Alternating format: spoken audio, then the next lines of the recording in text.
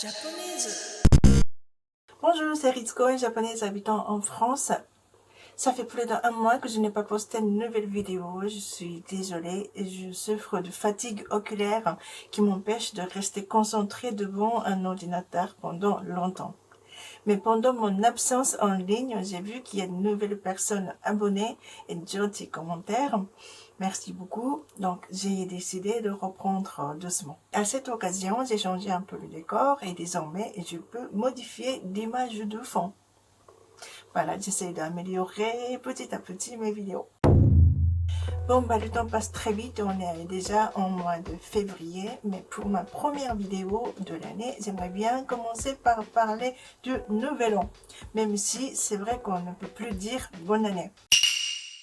Au Japon, ça peut se dire jusqu'au 7 janvier ou plus tard jusqu'au 15.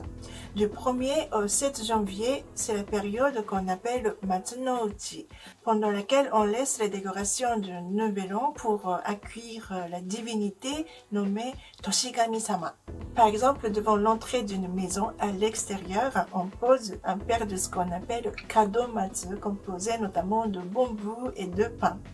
Mais à vrai dire, je ne l'ai jamais vu chez moi, puis ni dans le quartier où je vivais. Parce que le prix de kadomatsu n'est pas donné et ça coûte en moyenne entre 300 et 500 euros.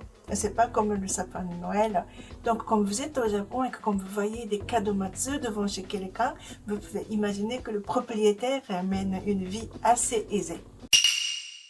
Sinon, le pain, le bambou et la fleur de prunier sont considérés comme les 3 symboles portants du bonheur. Dans une de mes vidéos parlant des ingrédients de la cuisine japonaise, j'ai présenté une bouteille de saké de la marque Shochikubai. Shochikubai correspond exactement à ces 3 symboles positifs. Sho veut dire le pain, Chiku désigne le bambou et Bai signifie le prunier, bien la fleur de prunier. C'est pour ça qu'on voit souvent ces motifs sur des kimonos, sur la ceinture obi.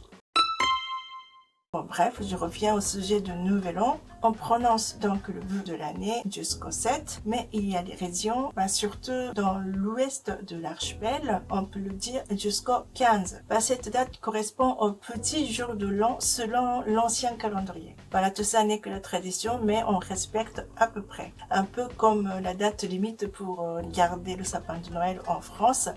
On dit qu'il faut le débarrasser avant le 3 janvier ou bien jusqu'à l'épiphanie. Je ne sais pas trop, mais voilà, on respecte à peu près. Mais je pense que certains d'entre vous savent dire bonne année en japonais. Akemashite omedetou gozaimasu ou Akemashite omedetou.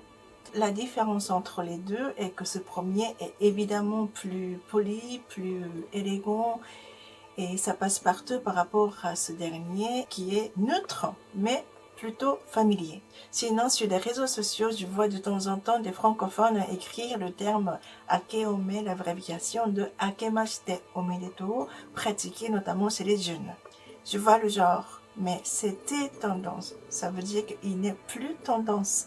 Attention, ce langage est plutôt démodé et ça va être bientôt ringard.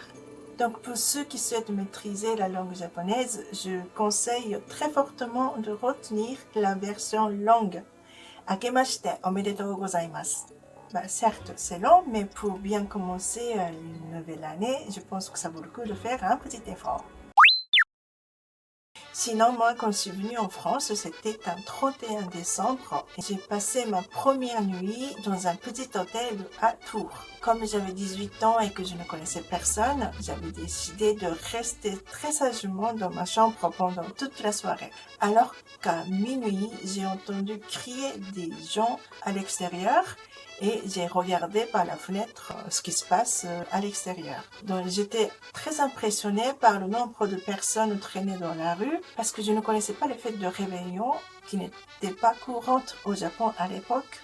Donc je suis sortie et me suis promenée un petit peu pour voir ce qui se passe. Du coup, les gens m'ont dit très chaleureusement « bonne année ».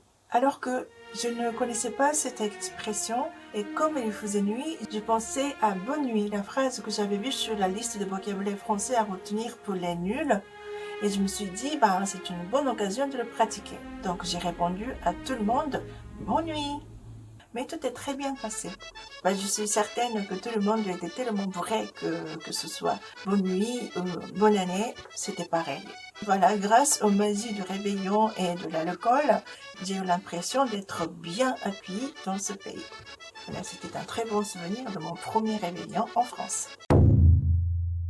J'ai plein de choses à vous raconter depuis janvier. Par exemple, le dernier numéro de Zoom Japon, parlons de l'animation. Et mon histoire avec Pickpocket est mise à jour, déjà. Voilà, donc pour raconter tout ça, je reviendrai très vite. ではまた。